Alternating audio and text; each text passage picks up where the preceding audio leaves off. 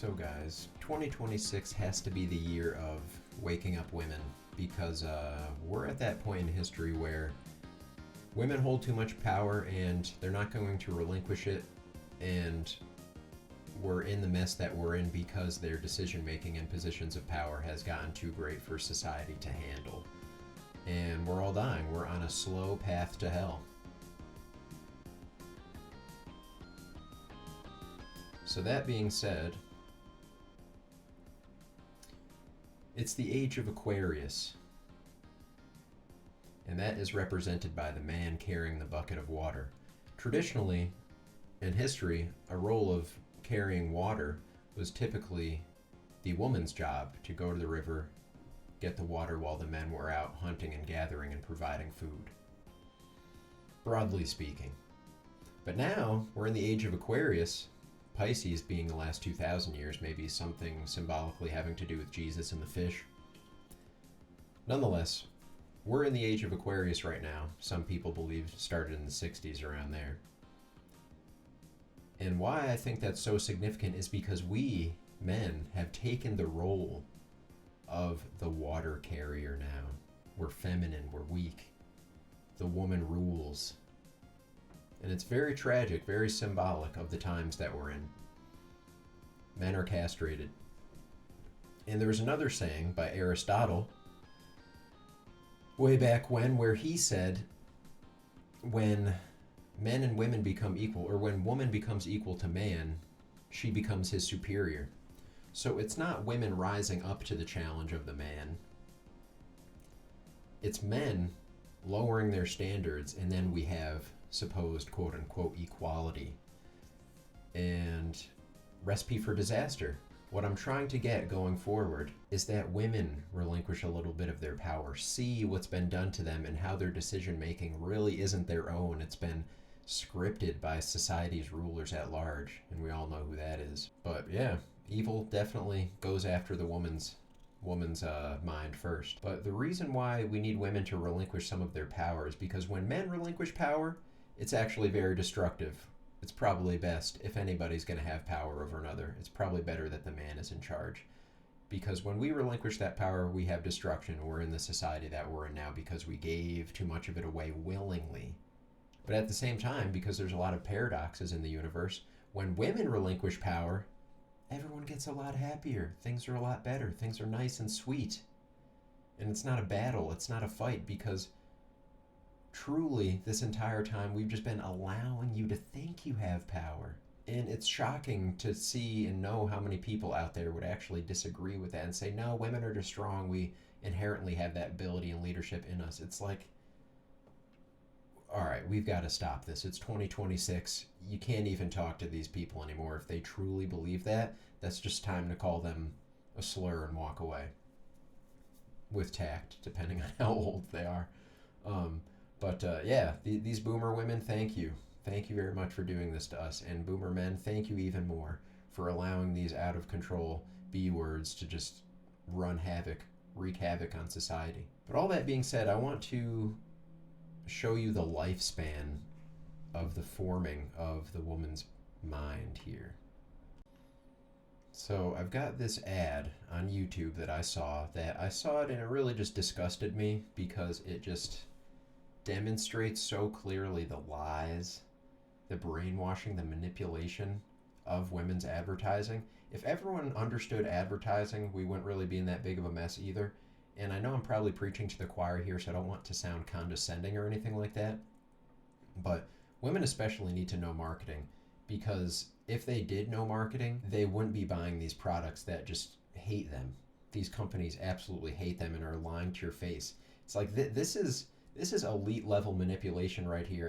And women, again, they constantly talk about the battle between men and women and how we have so much power, blah, blah, blah. And not only are men fighting our women, but we're fighting the man, the society at large, the oppressor, for lack of a better word.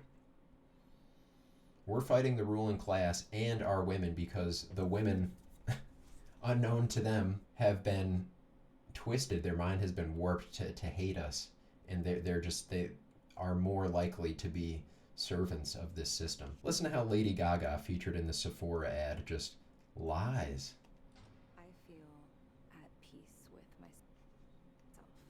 So right away, right off the bat, I feel at peace with myself, Lady Gaga says. So this is a makeup commercial, so all right, you feel at peace with yourself? Great, ad done. Great, Lady Gaga feels at peace with herself. Brought to you by Sephora. That's all you really need to do in this ad. That's all that needs to be said. Why can't the ad just end right there? Oh, because it's an ad and we have to sell something. There's a means to the end. They want to get something out of the viewer. Again, obviously, not trying to sound condescending, but we really have to break this down. I feel at peace. She's at peace. Self-love. Belonging to me is when I feel beautiful. Belonging to her is when she feels beautiful. She says, belonging to me is when I feel beautiful. So, collective I, she feels beautiful. She's at peace with herself. But when she feels beautiful is when she's belonging to something. So let's get that all again. I feel at peace with myself. She's at peace. Belonging to me is when I feel beautiful. So when she belongs, she feels beautiful. So back to her original statement, I feel at peace with myself. We're already kind of getting into contradictory waters here.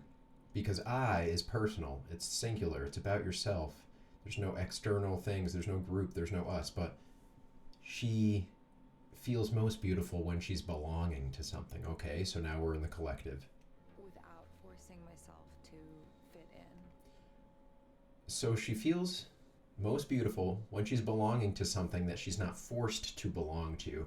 And then it just goes to show a bunch of other women doing the same exact thing that everyone else is doing and putting on the suit, putting on the persona, the mask, in other words, that it comes from, the root word.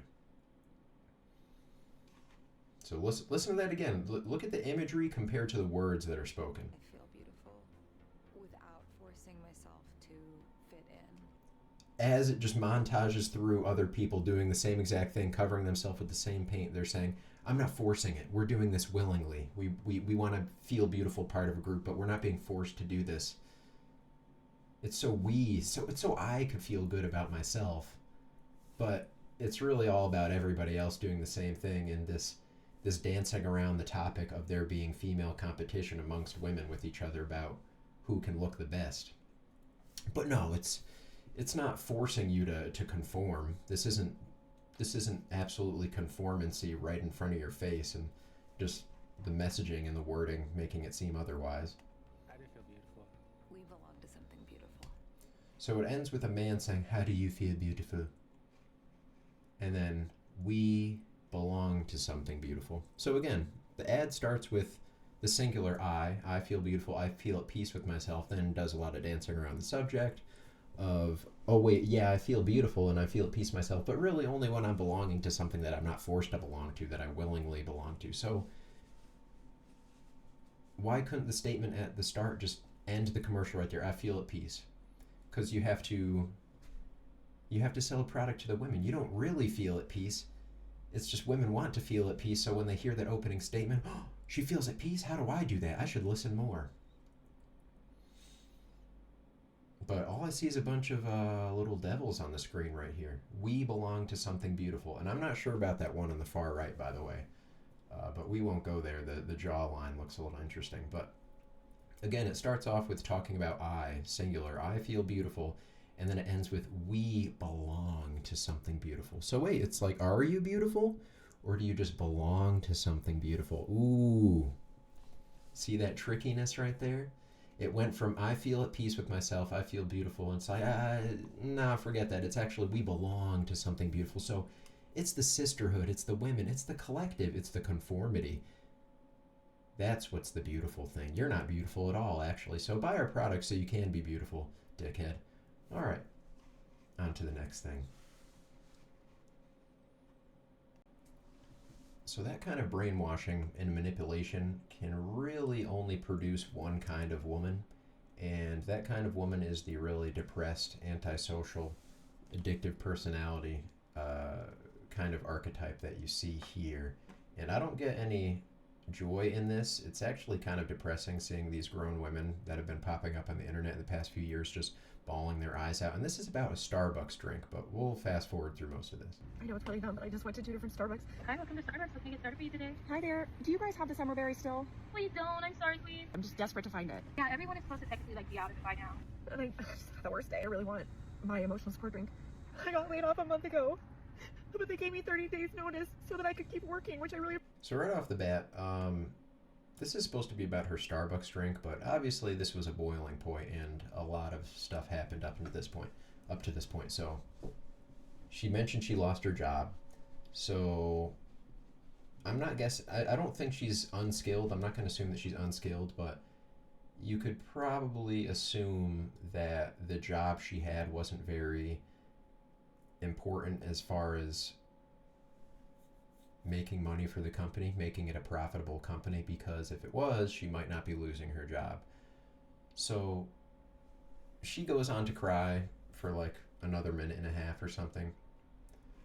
I'm not going to get into that, but this really just all comes back to the symptoms underneath of that kind of brainwashing I showed you in the previous commercial.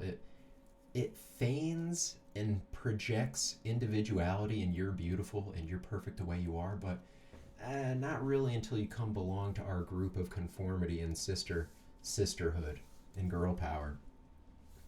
But when life comes down to it, these women who are crying on the internet alone in their cars, in cars that they probably shouldn't be driving, that they can't afford, that sisterhood is not going to be there for you in these times and in these moments. But you know who might? A man who loves you. A man in your life who says, baby, why are you out there working? Let's create something so you don't have to be stressed out about a sugary drink in your mid-40s at Starbucks. I'm sure there's women out there who are this obsessive about Starbucks who are moms, but I'm going to guess that this woman isn't a mom because there are far more important things in life than that. And granted, it sounds like it's a vice of hers. She goes on to say how she's sober, blah, blah, blah. You probably should not discount having a few drinks, a beer or two to meet a man, to actually get out there and be social and not just go job to Starbucks, job to Starbucks, job to Starbucks. But this is the archetype of an unfortunate amount of white American women, and it's making it hard. It's making the dating relationships hard because we, with those commercials and that kind of messaging, that advertising, which is pretending that the woman is so amazing and she is beautiful, but on the condition of that her belonging to something actually makes her beautiful. If that wasn't the messaging, a man would gladly try to take this woman out of her suffering and just do the normal thing that's been done since it's been done. Have a family and get along together and worry about that instead of your job that doesn't really offer much to benefiting the bottom line. So I'm ending with probably the most painful type of video out there. The content creators, the female content creators who just go out on the street and don't actually be prostitutes. They just pretend to prostitute themselves, and that's their prank. They're like, oh no, just kidding. Like, you thought I was hitting on you? No, it's just for a video. See how hilarious. That's the same. If this video actually played out fully, you'd see that that's what the kind of video is. But I'll just shut up now. Excuse me, I just had to administer you a ticket. It's for I'm good. Have a nice day. for not Thank having you. your shoes tied. Okay. I don't like to be in camera.